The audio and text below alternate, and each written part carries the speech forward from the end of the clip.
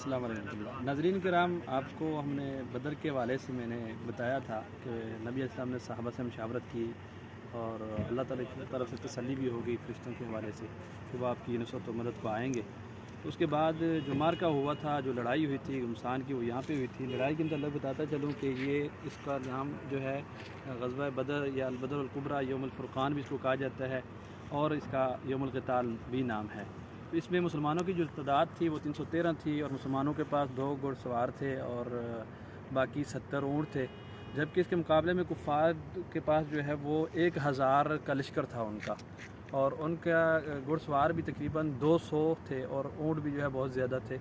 यानी उनका हर लिहाज से, माली एतबार से, क़ुव्वत के एतबार से उनकी तादाद मुसलमानों से ज़्यादा थी। मैदान में जो है नीचे लड़ाई हुई और मुसलमान जो है इस तरफ थे और कुफ़ार जो है वो निचली सतह पे थे।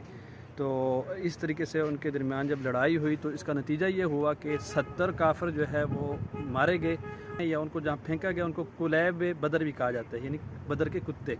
तो उनको ये दूसरी तरफ आपको बताएंगे कुआं है, वहाँ पे फेंका गया। और मुसलमानों का जो कब्रिस्तान है जहाँ पे मुसलमान शहीद हुए थे, वो तकरीबन 14 मुसलमान शहीद हुए थे, वो आपको पिछली वीडियो में मैं बता चुका हूँ।